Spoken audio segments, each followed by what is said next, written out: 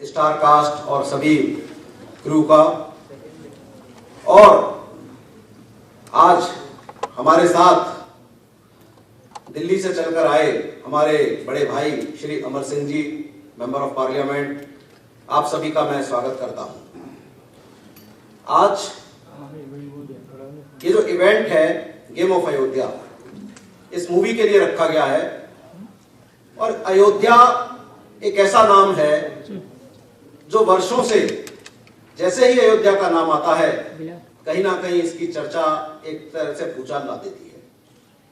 वर्ष 1986 से पहले अयोध्या का नाम देश के इतिहास में मीडिया के लिए और जनता के लिए कोई बहुत बड़ा महत्व नहीं रखता था, लेकिन 1986 के बाद देश में जो जो घटनाक्रम हुआ और जिस तरह से ये जो हमारा जो ये मूवी आ रही है गेम ऑफ अयोध्या, मैं बताना चाहूंगा कि इस वर्ष 2017 में बाबरी मस्जिद जो गिरी उसको 25 साल हो रहे हैं। 25 साल वर्ष 2017 में होने जा रहे हैं। और इन 25 सालों में जो आज से 25 साल पहले हमारे 15 साल के बच्चे थे, वो आज 40 साल की उम्र हो रही है उनकी। आज 40 साल का हमारा जो यूथ है, जो हमारा देश का नागरिक है, 40 साल 45 साल, वो ये नहीं जानता कि ये विषय क्या है। उनको ये पता है कि अयोध्या एक मस्जिद थी, उसको गिरा दिया, उसके पीछे बाबर ने हमला किया, लेकिन उसके बाद उनको कुछ पता नहीं है।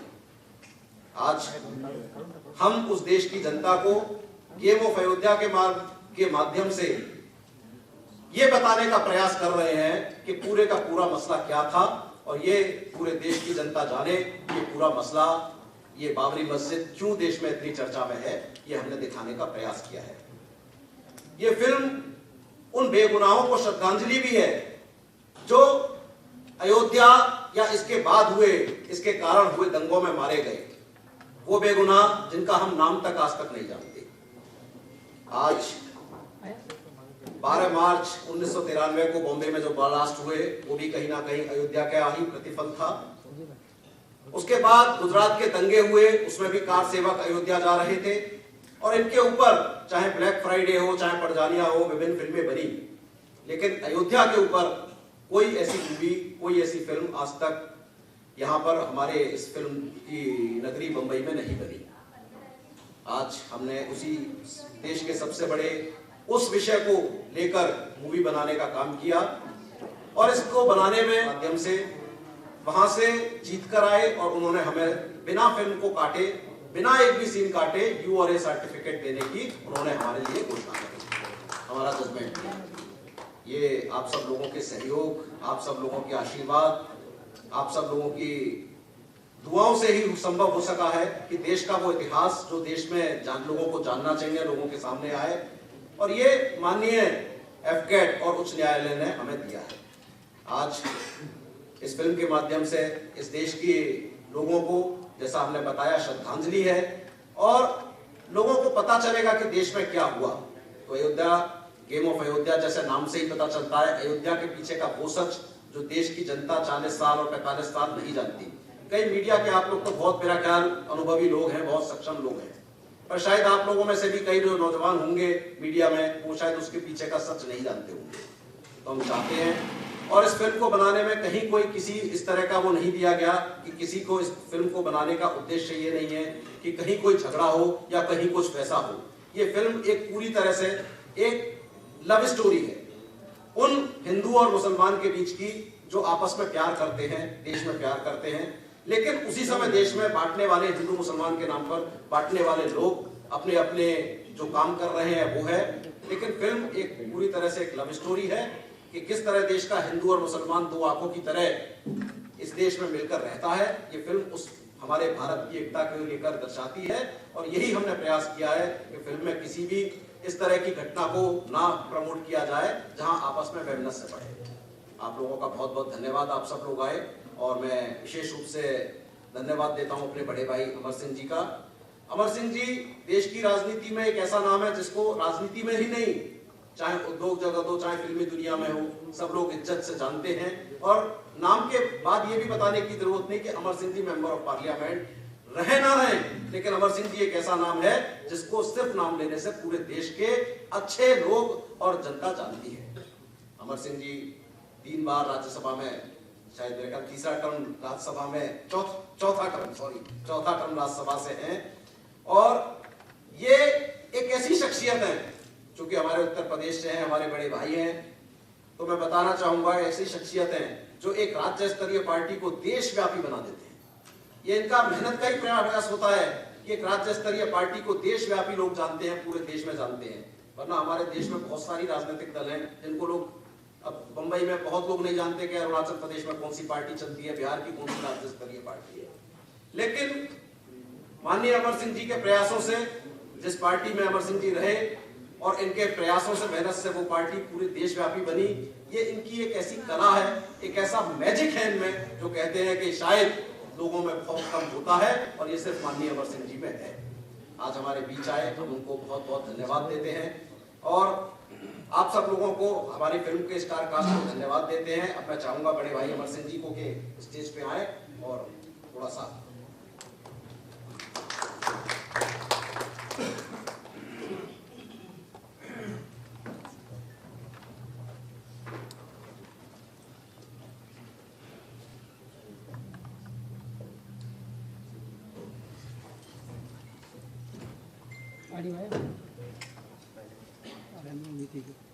कबीर भाई, Sunil ji, can I please request you to felicitate Mr. Amar Singh ji? Kabir भाई प्लीज सिट। अरे एनिमल्स फोटो गया तो बहुत परेशान करेगा।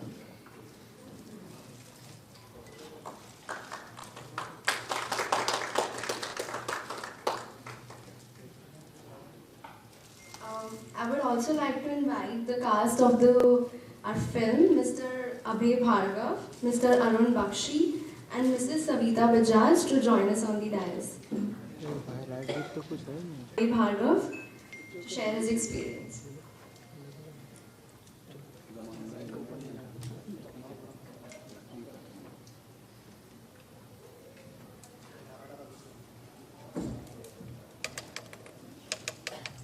दोस्तों नमस्कार। सुनील जी थैंक यू मुझे बुलाने के लिए। अमर सिंह जी थैंक यू, आप यहाँ आए। दोस्तों मैं सिर्फ इतना कहना चाहूंगा कि जब इस फिल्म के बारे में मेरे से बात हुई, उस वक्त एग्जैक्टली मैं नहीं समझ पा रहा था कि ये फिल्म क्या होगी, क्या बनेगी। उस वक्त मैं एग्जैक्टली नहीं समझ पा रहा था कि ये फिल्म कैसे बनेगी और क्या बनेगी, क्योंकि मुझे लगा कि ये मुद्दा, हालांकि उस जमाने में मैं था, मुझे इस तरह याद है वो 6 दिसंबर काफी हंगामे हुए थे, तो मुझे लगा सुन के कि मतलब सुनील जी क्या करना चाह रहे हैं। लेकिन मुझे ये लगा कि नहीं, इस फिल्म के साथ मुझे इन्वॉल्व होना चाहिए, मुझे इसके साथ मिलना चाहिए, रहना चाहिए इस फिल्म में, ताकि मैं इस फिल्म को समझ सकूं, इस सब्जेक्ट को समझ सकूं और उस 6 दिसंबर के अयोध्या कांड को समझ सकूं जो अच्छी तरह से नहीं जानता था मैं। उसी इसमें मैं इनके साथ लखनऊ गया। लखनऊ जाके हम लोगों ने इस फिल्म की शूटिंग शुरू करी और वहां काफी दिक्कतें आई हमें शूटिंग के दौरान। उन दिक्कतों का सामना भी किया। हमारे साथी अरुण जी यहाँ बैठे हुए हैं, अरुण जी, मैं और मकरंद देशपांडे, हम सब लोग वहां पे थे।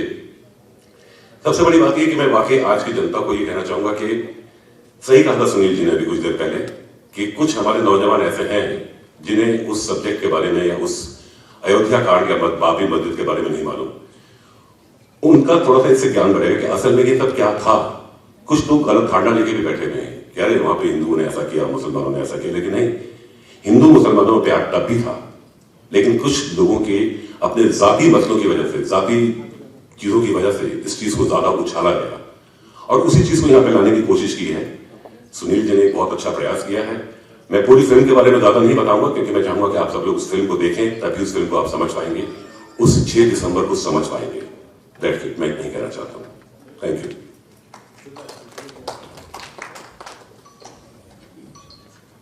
Now can I have Mr. Arun Bakshi to share his experience?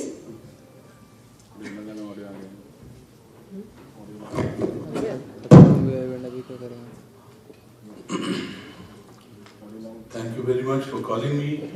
Sunil ji, Amar ji, a renowned personality. one of the best orator and political figure. Welcome, sir. एक हाथ तो कर दीजिए. Good. Working in this film was a great experience because Ram जन्मभूमि और बाबरी मस्जिद ये जो chapter है उसकी कोख से आज का वर्तमान निकला है.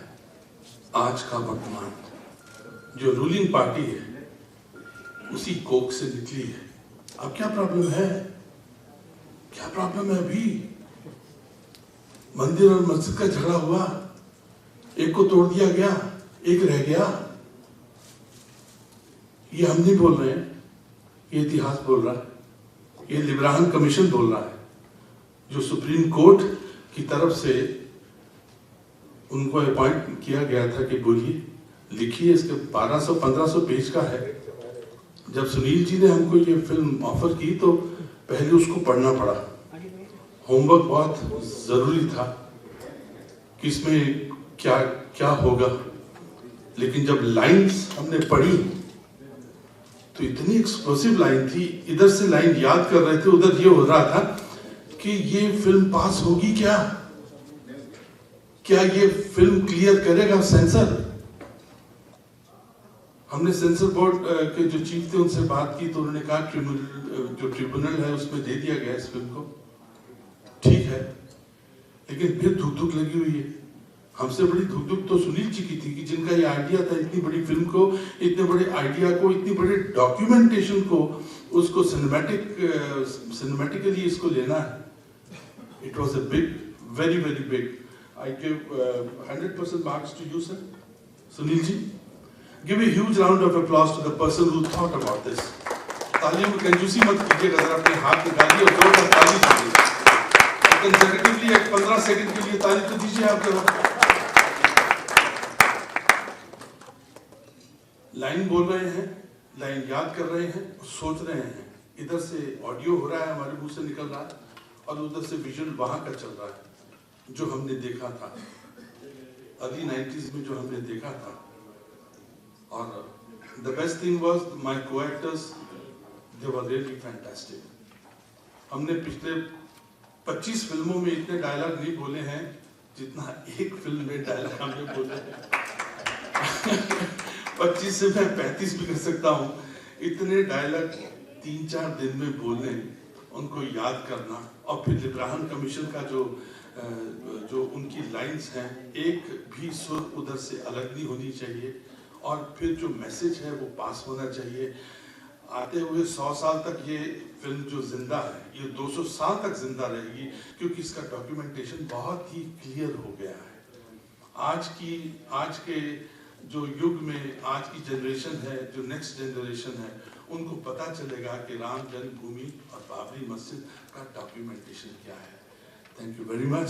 It was a honour, it was a pleasure. क्योंकि जो हिंदुस्तान की नब्ज को समझता है, जो इसके धमनियों को समझता है, वो उसके लिए डायलॉग बोलना कोई मुश्किल बात नहीं है. क्योंकि ये इतना बड़ा इवेंट है. इवेंट भी नहीं है, ये बहुत बड़ा यज्ञ था जो किया गया था. उसमें हम एक्टर्स नहीं थे. एक्टर्स तो वही है जो पीछे से बोल रहे हैं. All political actors, all top actors.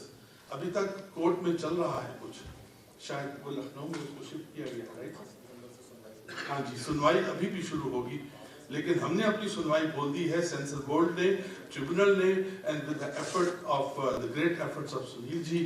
I am very proud of a gentleman called Sunil ji, जिन्होंने इस डॉक्यूमेंटेशन को सिनेमैटिक एक मोटिवेशन दिया है. Thank you very much. Thank you for Arun ji giving a little 15 seconds का exercise भी हो गया आपका clapping में. That also is yoga. I also recognize the presence of Mr. Satyamurthy, the recognized realtor and builder in our amongst us. Now can I request our very special chief guest, Mr. Amar Singh ji, to come and share his wise words. Thank you.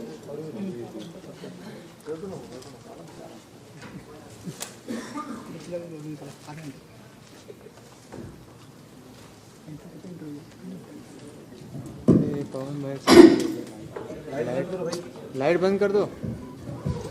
एक ऐसा मुद्दा एक ऐसी गंभीर बात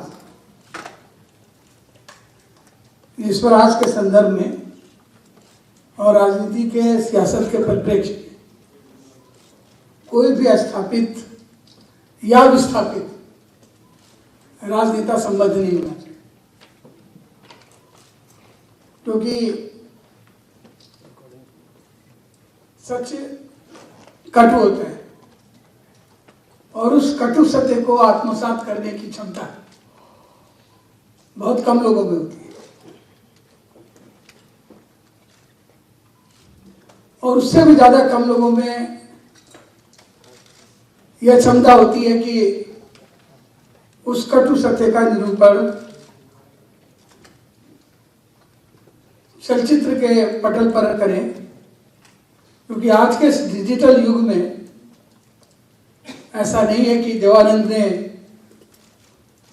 एक film बनाई अफसर, सुरैया से उनकी मोहब्बत उसी फिल्म में हुई लेकिन प्रिंट गायब हो गई।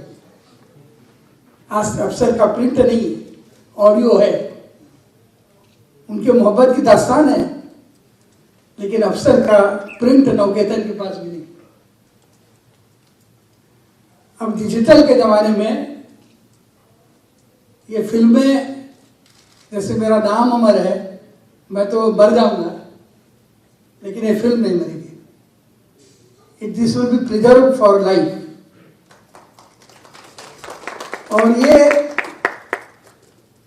बहुत सराहनीय प्रयास है सुनील जी का,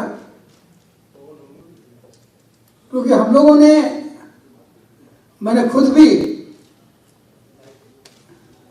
जब बाबरी मस्जिद की शहादत हुई थी,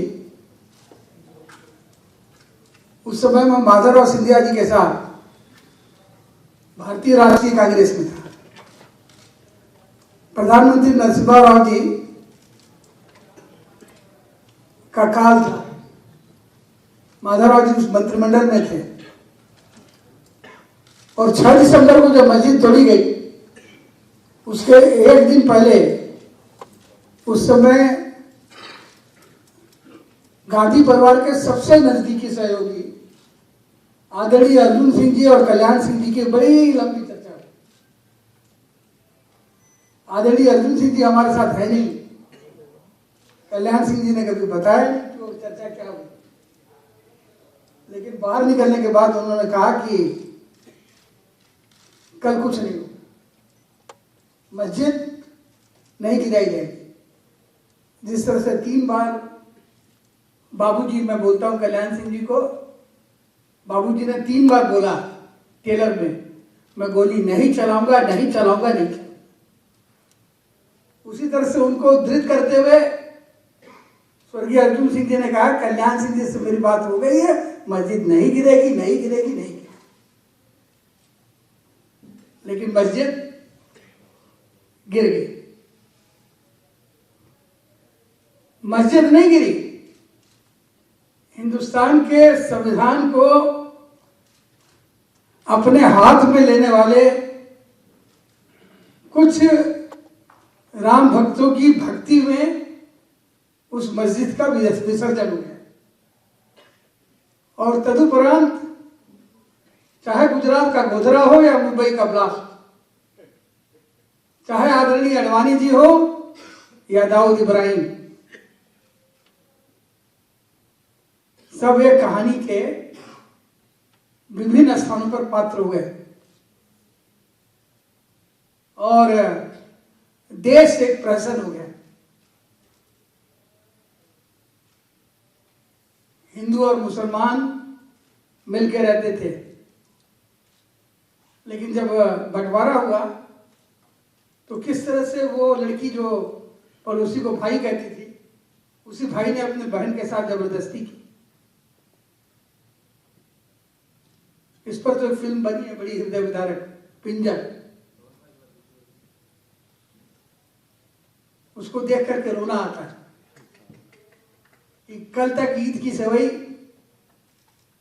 और दिवाली और होली का उत्सव साथ मनाने वाले हिंदू मुसलमान भाई बहन के पाक रिश्ते को किस तरह से दोनों तरफ के लोगों ने नापाक किया, और पाकिस्तान से और हिंदुस्तान से गाड़ियां नहीं, और उसमें यात्री नहीं बल्कि लाशों के ढेर जाता है। 47 के देश के उस विभाजन ने, जिसके लिए भी कई लोग नेहरू जी को जिम्मेदार मानते हैं, और बाबरी मस्जिद के विवाद के लिए भी कुछ लोग नेहरू जी को ही जिम्मेदार मानते हैं। मैं अपने विचार नहीं कर रहा, मैं ऐतिहासिक सत्य बता रहा हूं। मैं पंडित जवाहरलाल नेहरू का काफी आदर है, लेकिन मूर्तियां उस समय रखाई गई। हम सौभाग्य से राम के वंश के, उनका रक्त भी, हम क्षत्रिय होने के नाते, राम सिर्फ पर भगवान नहीं, हमारे कुल के, तो इसलिए हम राम विरोधी तो हो ही नहीं सकते, अपने कुल के पूर्वज के विरोधी हो ही नहीं सकते। और राम को तो कहा जाता है मर्यादा पुरुषोत्तम। जो पुरुषों में उत्तम मर्यादा को मानने वाला व्यक्ति हो वह पूजनीय होता है, हमारे लिए आदरणीय होता है। लेकिन प्रश्न ये है कि पंडित जवाहरलाल नेहरू को सशक्त नमन प्रणाम कि हमारे पूर्वज को, जिसे कालांतर में भगवान माना गया, उसको उन्होंने स्थापित कर दिया। उन्होंने कर दिया, ये अच्छी बात है, लेकिन उनके उत्तराधिकारियों को इसे गर्व से स्वीकार करना चाहिए। अगर कर लेते तो शायद भारतीय जनता पार्टी का उद्भव नहीं होता। उसके बाद बंद मस्जिद का ताला, आदरणीय राजीव गांधी जो पंडित नेहरू की पुत्री इंदिरा गांधी के पुत्र और उस समय देश के प्रधानमंत्री थे, हमारे मित्र जिनका हमारे ऊपर व्यक्तिगत बहुत जीवन में उपकार है, हमारे पूर्वी उत्तर प्रदेश के, जहां से मैं रहने वाला हूं, एक तरह से चरित्रों को मैं स्वयं जानता हूं। ये लोग सिर्फ इस फिल्म के पात्र नहीं, हमारे जीवन में भी महत्वपूर्ण भूमिका निभाया है, हमारे निजी जीवन में। उनसे गहरे संबंध हमारे रहे हैं। 24 वर्ष हो जाएंगे मुझे संसद में लगातार रहते हुए। हमने बड़े उतार चढ़ाव राजनीति के देखे। आदरणीय वीर बहादुर सिंह मुख्यमंत्री थे, राजीव जी प्रधानमंत्री थे, और राजीव जी के अनन्य सहयोगी जो राजीव जी की तरह, बल्कि कुछ लोग कहते थे उनसे ज्यादा ताकतवर उस समय थे, तत्कालीन गृह राज्य मंत्री अरुण नेहरू जी। उनके आदेश पर उस पंडित जी नेहरू जी ने मूर्ति रखवाई, उन्होंने ताले खोले। वहां पर भी भारतीय जनता पार्टी की कई भूमिका थी।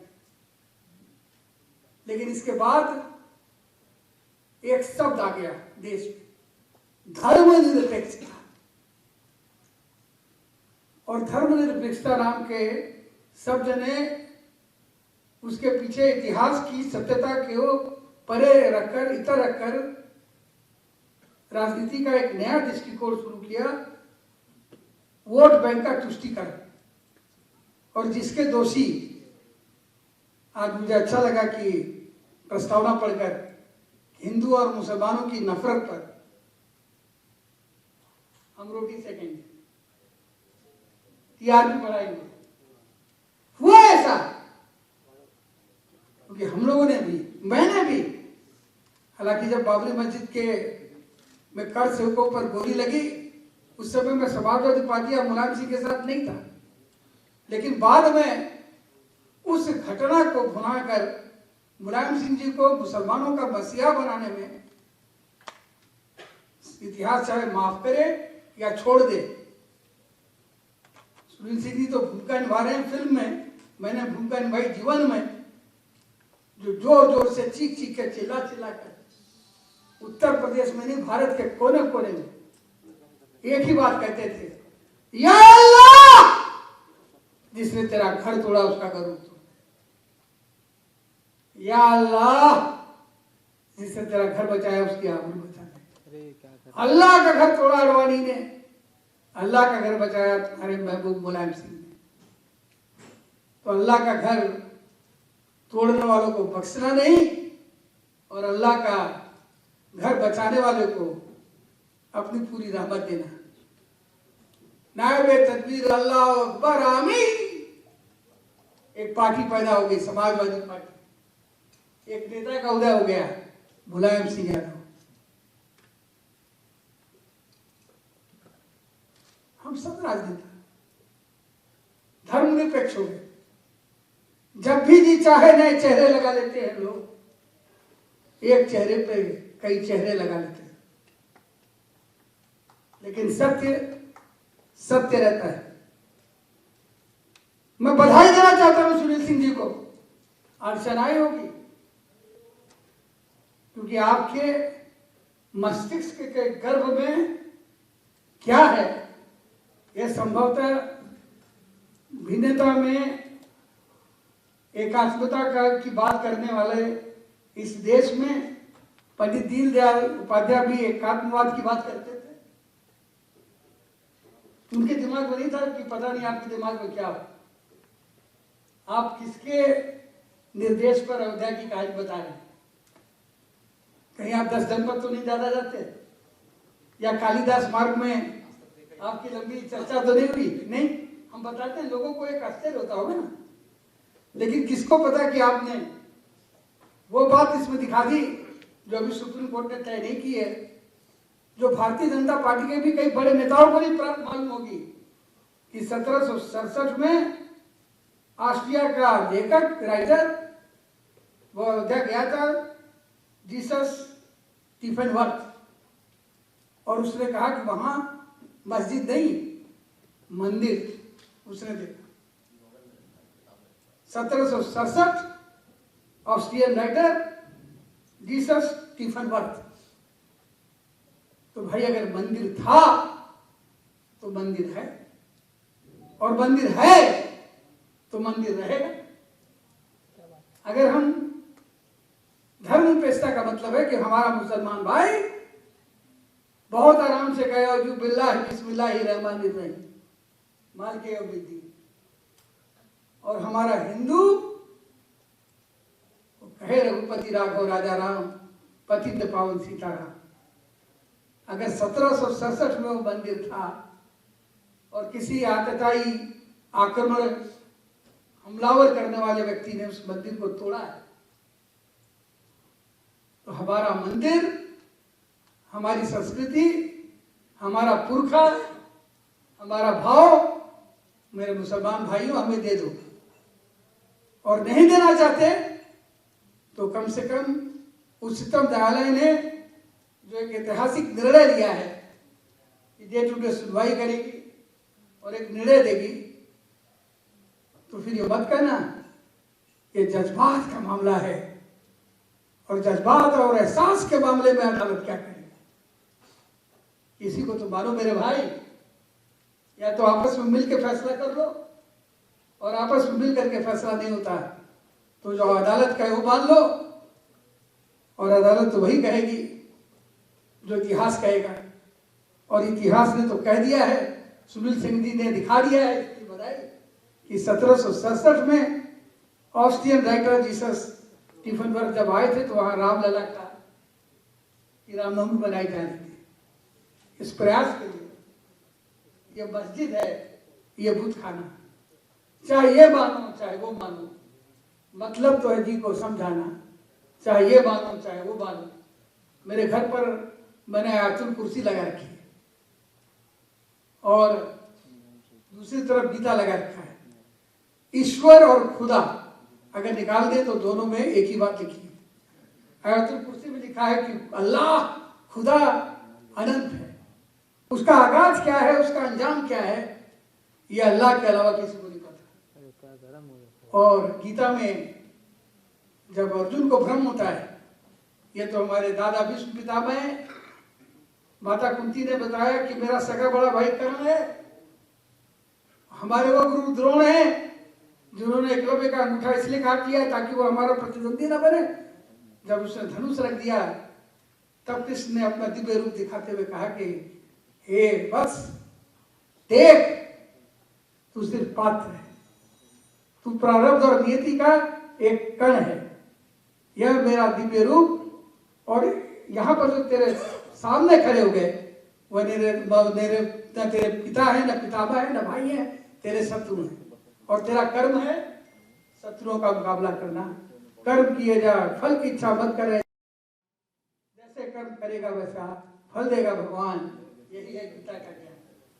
तो सुनील सिंह जी, आपने एक अच्छा कर्म किया है, अच्छा फल मिलेगा। और ये गीता भी कहती है, मैं तो सिर्फ उसे उद्धृत कर रहा हूँ।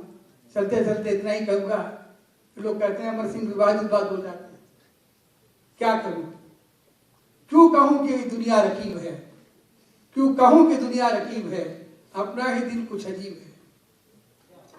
क्यों कहूँ कि दुनिया रकीब है, अपना ही दिल कुछ अजीब है। कभी गैरों से ये बहल गया और कभी अपनों से ये कहल गया। क्यों कहूँ कि दुनिया रकीब है, ये अपना दिल ही कुछ अजीब है। बहुत बहुत धन्यवाद सुनील सिंह जी, और यहाँ पर उपस्थित सभी कलाकारों को बहुत बधाई। ये दूसरी यथार्थ की फिल्म है।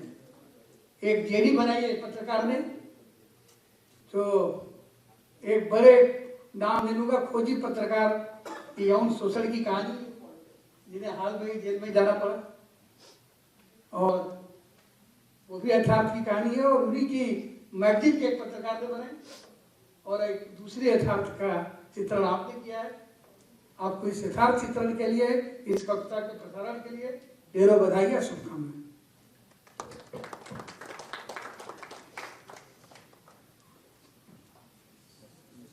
Thank you, Amarji. With this event, we also like to thank Chief Justice, retired Chief Justice Sareen, because he was also in a dilemma to give us this clean chit 12-page order on 29 September, etc. at a long time, and Advocate Nayak who were appointed for this thing. So we thank everybody for all this, giving us a clean chit order for getting this film into action. Now, I would request all Amar Singh ji, Sunil ji, and all the cast and crew to come and to unveil the poster of Game of Ayodhya. हाँ भाई, आओ ना इधर, अभी इधर sir, यहाँ देखिएगा sir. किसकी रिकॉर्ड कर लो, दिखा देना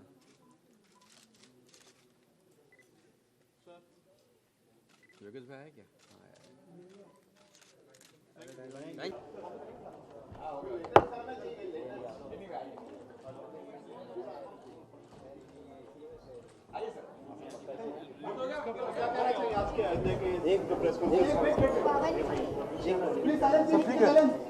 One second, rolling now. Please take questions one by one. जी अमर सर क्या कहेंगे सर? आपने प्रोमो देख लिया आपने? सर क्या कहना चाहेंगे मूवी के बारे में? देखिए, ट्रेलर आ गया है। ये वैसा मामला रहा है कि 1996 में मैं संसद में आ गया था, और हमारे 2 वर्ष बाद हमारे भाई अरुण जेटली आए।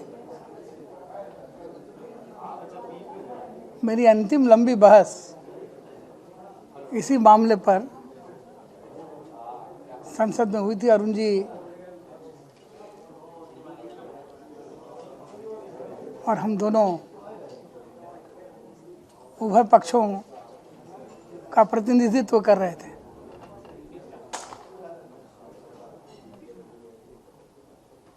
राम हमारे कुल के क्षत्रिय कुलभूषण है, मर्यादा पुरुषोत्तम है, और राम कोई कहानी या किसी कथानक का हिस्सा नहीं, बल्कि भारत और भारत के दर्शन और संस्कृति का एक अहम हिस्सा है। संभवतः इसीलिए जब रामायण देश में दिखाया जा रहा था तो सड़कें बंद हो जाती थी, और मुझे तो ये भी पता चला कि जम्मू कश्मीर, जहाँ पर इतना ज़्यादा अलगाववाद है, वहाँ पर पहली बार पत्थर चलना तब शुरू हुए जब रामायण के प्रदर्शन के मध्य बिजली चली जाती थी। और रामायण को देने वाले अली राजा साहब, जिनके परिवार से मेरे अच्छे संबंध रहे, मूसा राजा साहब जो कश्मीर के मुख्य सचिव रहे, दिल्ली विश्वविद्यालय के कुलपति रहे, उनके भाई अली राजा साहब, उन्होंने कथानक लिखा भगवान राम का, जो कि अत्यधिक लोकप्रिय हुआ। आज भी जिस भजन को सबसे अधिक सुना जाता है कि मन तड़पत हरि दर्शन को आज, उस भजन को गाने वाले मोहम्मद रफ़ी मुसलमान, बजाने वाले नौशाद साहब मुसलमान, लिखने वाले शकील बदानवी साहब मुसलमान। तो ये मस्जिद है, ये बुत खाना, चाहे ये मानो चाहे वो मानो, मतलब तो है जी को समझाना, चाहे वो मानो चाहे वो मानो। और कुरान पाक की मुकद्दस आयत वो जहाँ कहीं पढ़ दी जाए वही जगह मस्जिद है। जहाँ पर कुरान पाक की मुकद्दस आयत, अगर मैं अपने मुंह से अभी कह दूँ औजू बिल्लाहि बिस्मिल्लाहि रहमानिर रहीम, तो यहाँ पर भी सरकार मदीना आ गए। और सिख धर्म में और मुसलमानों में कुरान पाक और गुरु ग्रंथ साहब की इबादत होती है, इसे बुत की नहीं। तो जब क्षत्रिय कुलभूषण मर्यादा पुरुषोत्तम राम हमारी संस्कृति के इतने बड़े यथार्थ हैं कि पूरा देश काम करना बंद कर देता था उनके कथानक को, उनके चित्रण को देखने के लिए। दीपिका चालिहा को लोग सीता मान करके पूजने लगे, अरुण गोविल को भगवान मानते हुए लोग संसद तक पहुंचा दिए। तो ऐसे पवित्र ग्रंथ, ऐसे पवित्र कथानक को, जिसमें गुरु के प्रति, माता पिता की आज्ञा के प्रति, जो आज के संदर्भ में चाहे उद्योग जगत हो, मैं दोष नहीं दे रहा किसी को, चाहे वो गौतम सिंघानिया और उनके वृद्ध पिता का झगड़ा हो, रतन टाटा ऐसे वृद्ध और सारे मिस्त्री का झगड़ा हो, या नारायण मूर्ति ऐसे संस्थापक और नई पीढ़ी का झगड़ा हो, या अखिलेश यादव और उनके पिता मुलायम सिंह का झगड़ा हो, जहाँ नई पीढ़ी अपने पिता को नकारने पर तुली हुई है, चाहे वो उद्योग जगत हो। और वहाँ पर एक और रामायण है, उसकी कहानी है कि तापस भेष विशेष उदासी, 14 बरस राम वनवासी। कि तपस्वी का भेष हो, चेहरे पर उदासी हो, और राम 14 बरस वनवास को जाएं और राम हंसते हुए चले जाते हैं। दूसरी ओर जिस भाई के लिए षड्यंत्र होता है वो खड़ाऊ रख के राज करता है।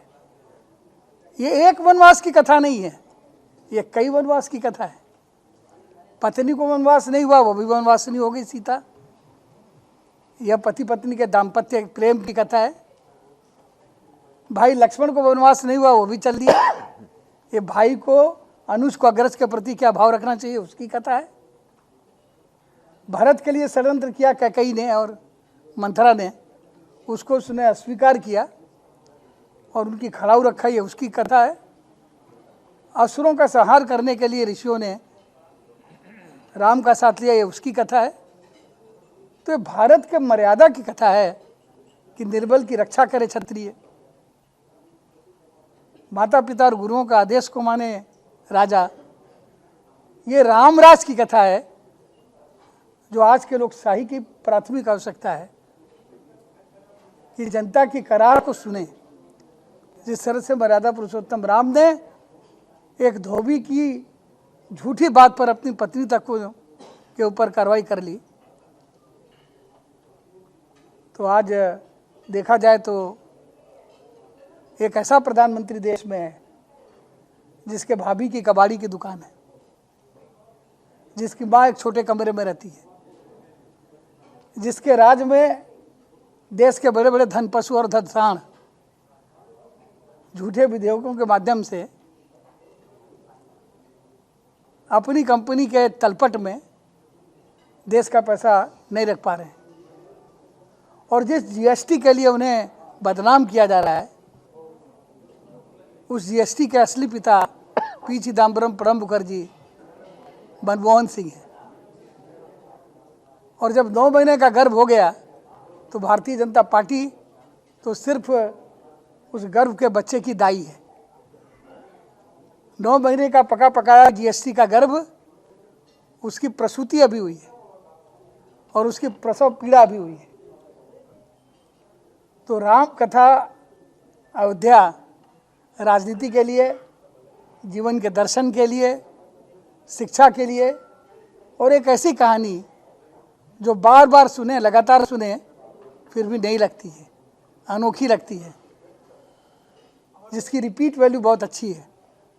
और जिसमें पहली बार सुनील सिंह जी ने ये बताया कि 1767 में जब एक ऑस्ट्रियन लेखक यहाँ आया तो उसने अपने पुस्तक में लिखा है कि वहाँ पर मंदिर था और वहाँ रामनवमी मनाई जा रही थी।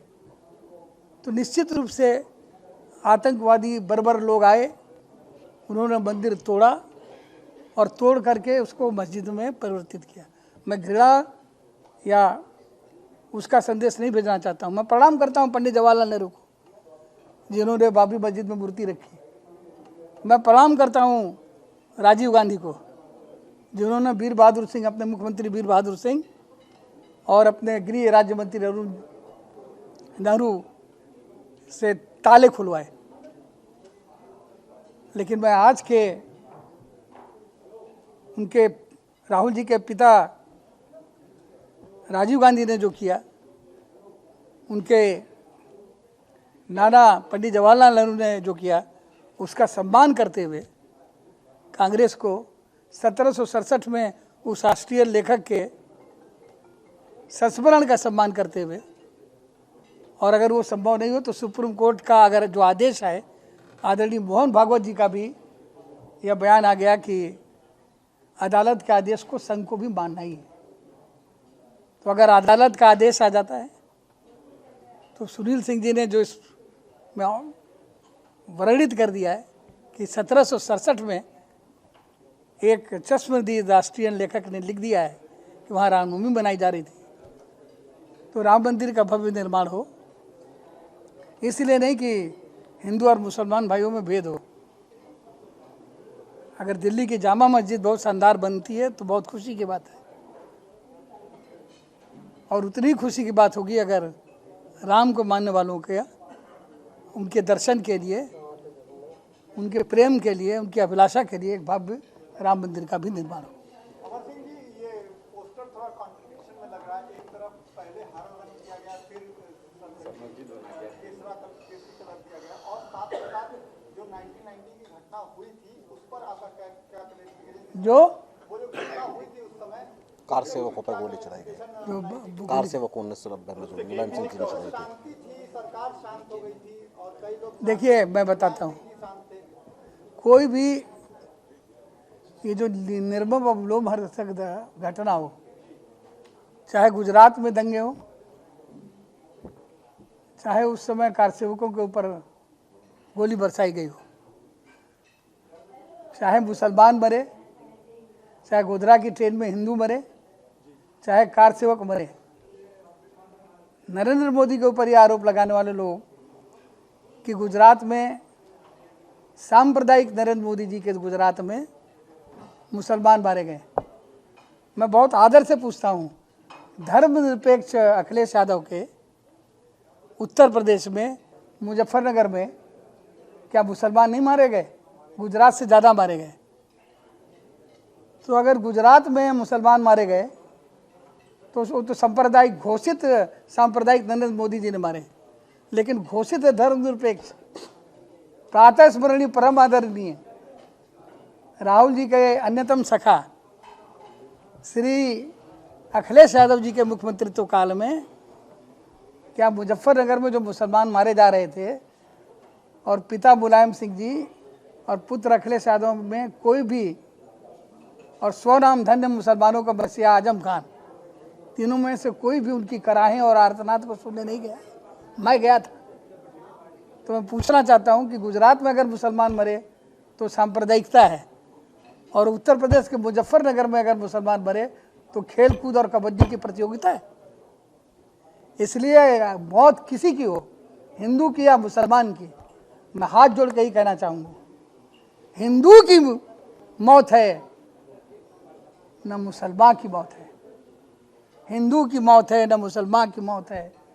ऐ दुश्मनाने हिंद, ये इंसान और इंसानियत की मौत है। और क्या बीजेपी गवर्नमेंट है इस वजह से इस तरह की फिल्में बन रही है, ये भी एक रीजन आप मानते हैं? कांग्रेस की गवर्नमेंट में इस तरह की फिल्में नहीं बनी? नहीं, ऐसा नहीं है। इस तरह की फिल्में कोई राजनीतिक दल नहीं बनने देता, इसमें कोई भेद नहीं है। इस फिल्म को भी रोकने की पूरी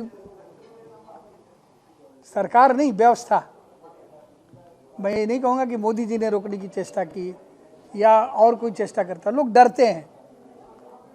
मेरा ऐसा एक, अगर मूर्खों का निर्यात होता तो मैं निर्यात करने योग्य मूर्ख व्यक्ति हूँ। कोई भी राजनेता नहीं आना चाहेगा ऐसे संवेदनशील विषय पर, क्योंकि वोट बैंक की राजनीति है, कहीं ये नाराज हो जाए, कहीं वो नाराज हो जाए। तो ये हिम्मत की बात है, बहुत कम लोगों को पता होगा कि सुनील सिंह कोई साधारण व्यक्ति नहीं। इनके आदरणीय पिता राजेंद्र सिंह जी चौधरी चरण सिंह जी के सबसे विश्वस्त व्यक्ति थे, और इनके घर पर आदरणीय मुलायम सिंह जी ने इनके माँ की पकी हुई रोटियां खाकर वर्षों अपना समय भी गुजारा है। अभी चुपचाप रहते हैं, घुनने मिलने हैं, लेकिन इनके द्वारा एक राजनीतिक परिवार और घनघोर शुद्ध राजनीतिक परिवार, गैर भाजपाई राजनीतिक परिवार, उस परिवार से ये फिल्म बनना, वे किसी के दलाल नहीं हो सकते। ये निर्भय और निर्भीक व्यक्ति है, और इनका लखनऊ का घर था, और मुझे याद है जैसे कल की घटना हो, मायावती जी को पसंद आ गया, बगल का घर था। वो देवानंद की काला बाजार का गाना याद है ना, नजर लागी राजा तोरे बंगले पर। तो बड़ी मुश्किल से उस नजर से ये बचे। तो बड़ा संघर्षशील जुझारू व्यक्ति है।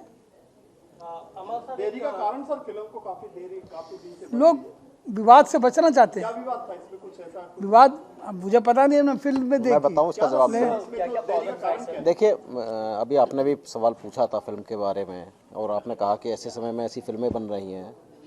तो ये कहना, ये फिल्म एक इतिहास बता रही है कि मस्जिद जो गिरी उसके पीछे क्या क्या हुआ। जैसा मैंने अपना बताया था कि 40 साल और 45 साल का आज का जो नौजवान कह लें या प्रौढ़ व्यक्ति कह लें, उसे भी नहीं मालूम कि अयोध्या में क्या हुआ था। तो ये एक तरह से जानकारी है लोगों को कि किस तरह से देश में क्या क्या हुआ। और ये कहना कि ये फिल्म किसी, जैसे आपने सोचा कि इस समय बन रही है, ऐसा आपका मानना गलत है। मैं आपके माध्यम से कहना चाहूँगा कि मैं चाहूँगा कि आने वाले समय में चाहे कांग्रेस के हों चाहे भाजपा के लोग हों, आके देखें, और अगर उनको लगता है कुछ गलत है तो बताएं। हमने वो सच बोला है जो लिब्राहन कमीशन ने 17 साल की अपनी तफ्तीश में बोला है, और जिस लिब्राहन कमीशन की रिपोर्ट को कल्याण सिंह जी ने बोला, भाजपा के मुख्यमंत्री थे, कि कूड़े में फेंक दो। तो हमने, चूंकि हम इतिहास को अपने द्वारा नहीं तोड़ मोड़ सकते, हमने एक सच बोला है। और ये कहना कि ये भाजपा के समय बन रही है, कांग्रेस के समय, ऐसा कुछ नहीं है। आप के लोगों के माध्यम से कांग्रेस के राहुल जी भी अगर चाहें तो पिक्चर को देखें, चूंकि इस पिक्चर में उनके नाना, उनकी माताजी को जब प्रधानमंत्री थी जिस समय विश्व हिंदू परिषद नहीं कर पाया और राजीव गांधी जी पूर्व सरकार में बने, तो ये सब इसमें पिक्चर में एक हिस्सा रहा है, जो पीछे क्लिपिंग के माध्यम से पिक्चर क्यों रुकी, क्या रुकी।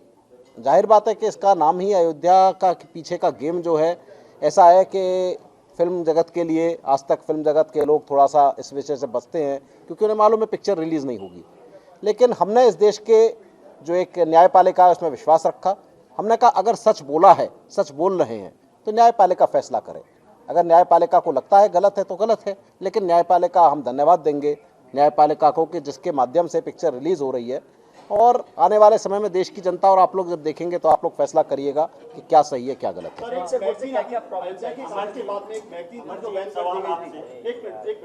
एक मैगजीन थी जो बैन कर दी गई थी, स्टार ट्रेक, जिसके अयोध्या की जो सीढ़ी दिखाई गई है, तो इसमें कुछ ऐसे सीन हैं जो उसमें डाले गए हैं, उसके बारे में क्या कहना चाहेंगे? देखिए, को तो बैन कर दिया फर्स्ट। नहीं, देखिए, इसमें ऐसा कोई नहीं है कि बहुत ज़्यादा कोई कंट्रोवर्शियल। हमारा मकसद कहीं किसी को लड़ाना नहीं है। हमारा मकसद, जैसा कहा, कि इस देश में हमने पिक्चर के माध्यम से श्रद्धांजलि दी है उन बेगुनाहों को जो इन दंगों में मारे गए।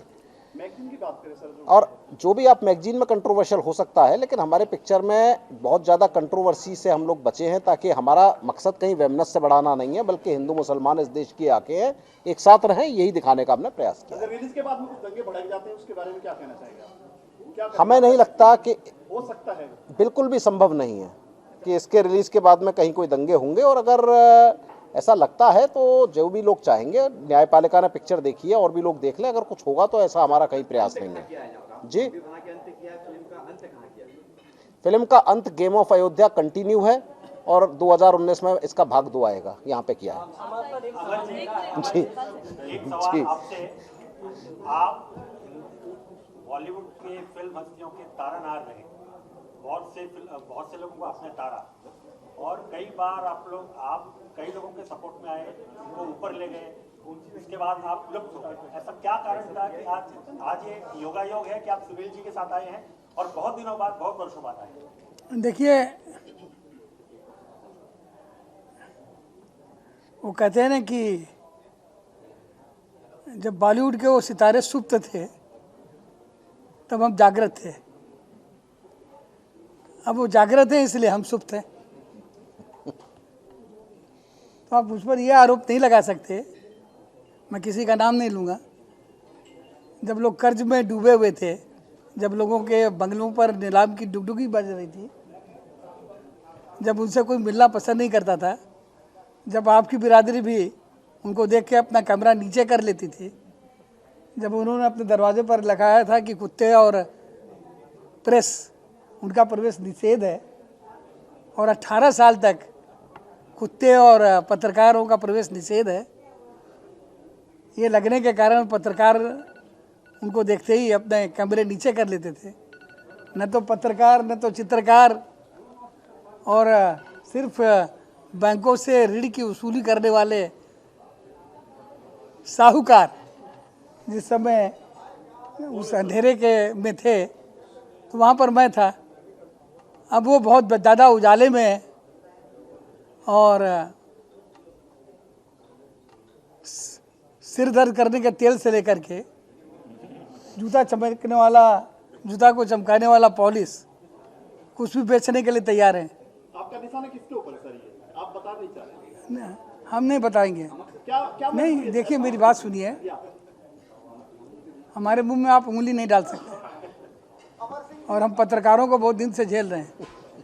तो आपने ये प्रश्न आपने पूछा कि आप क्यों नहीं दिखते, तो मैं हरदम वहाँ दिखाई देता हूँ जहाँ पर ज़रूरत होती है, और हर उस जगह मैं नहीं दिखता जहाँ हमारी ज़रूरत नहीं होती। अमर सिंह जी, लास्ट एक छोटा सा सवाल ये, क्या आपको लगता है उत्तर प्रदेश में अब अखिलेश यादव, मुलायम सिंह यादव का उदय हो पाएगा, जिस तरह से उनकी राजनीति पूरी तरह से डिस्ट्रॉय हो चुकी है? भाई, मेरे ऊपर ये आरोप था कि मैं बाहरी व्यक्ति हूँ और मैंने पिता पुत्र में झगड़ा कराया, तो मैंने मुलायम सिंह से बात करना भी बंद कर दिया, उनका टेलीफोन भी नहीं लेता। सामने से गुजर जाएं तो कहता हूँ अजनबी तुम जाने पहचाने से लगते हो। और मैंने कहा कि इस अजनबी मुलायम सिंह को, जाने पहचाने पुत्र को मैं सादर समर्पित कर दूं, और मैं बाहरी हूँ, मैंने अपना तखल्लुस बाहरी रख लिया, अमर सिंह बाहरी। और मैं तो चाहता हूं कि आप लोग मुझे ज़रा कम दिखाएं कि हमारी भूतपूर्व पुत्रवधू जिसका मैंने विवाह करवाया, उसने एक बयान दिया जब अमर सिंह जी आते हैं तो मैं टीवी बंद कर लेते हैं। तो घर की गृहिणियाँ, उनके मन बदलाव का साधन टीवी ही है, तो आप मेरा ब्लैकआउट कर दीजिए ताकि मेरी पुरानी इसी सही लेकिन पुरानी पुत्रवधू को टीवी बंद ना करना पड़े। Thank you sir, thank you sir. Amar sir, ये पिक्चर उत्तर प्रदेश के बैकग्राउंड की है, आपके बहुत ही परम मित्र अमिताभ बच्चन साहब भी उत्तर प्रदेश के हैं। क्या आप चाहेंगे कि इस पिक्चर के लिए ट्वीट करें या कुछ भी इसके लिए लिखें अपने ब्लॉग्स? आप सत्यजीत राय का एक संस्मरण पढ़िए, वो एक फिल्म बनाना चाहते थे अमिताभ बच्चन के साथ, वो नहीं बना पाए। क्यों नहीं बना पाए? क्योंकि वो बहुत महंगे हैं, सत्यजीत राय उनको अफोर्ड नहीं कर सकते थे। तो उनकी एक दिन की कीमत करोड़ों की होती है, उसमें ऐसी कई फिल्में बन जाएंगी। अमल सर, आपके बारे में कहा जाता है आप लोगों की मदद करते हैं, बच्चन साहब की आपने मदद की, बहुत सारे उद्योगपतियों की आपकी मदद की, आपने मदद की उनकी, लेकिन देखा जाता है कि आपको लोग छोड़ के चले जाते हैं। क्या कारण कि आप छोड़ने की कोशिश करते हैं? अब ये प्रश्न आप उनसे पूछिए। मतलब हम अगर किसी को भोजन कराते हैं उत्तृप्त होकर के, बजाय धन्यवाद देने के लिए मुझे माँ बहन की गाली देता है, तो ये प्रश्न आप उनसे पूछेंगे कि खाना उनका खाया और गाली भी दे रहे हो, या मुझसे पूछेंगे? जी जी जी जी जी एक मिनट कुछ पूछना चाह जी जी जी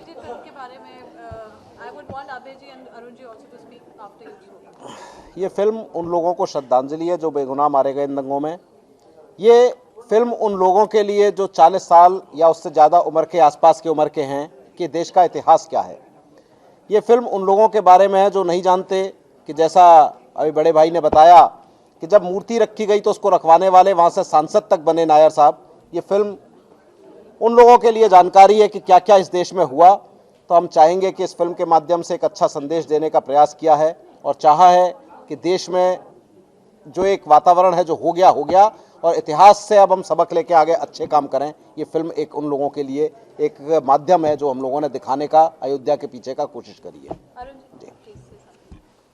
ये फिल्म जो समर्पित है उन लोगों के लिए भी है, जैसे इन्होंने कहा सुनील जी ने कि जो कि खामखाई मारे गए, ये फिल्म उनको भी समर्पित है जो कि बहुत बड़े राजनीतिक बेवकूफ़ लोग हैं जिन्होंने ऐसा एटमॉस्फेयर क्रिएट किया जिससे कि हमारा हिंदुस्तान रुक गया, वो तुष्टीकरण पोलराइजेशन में रुक गया।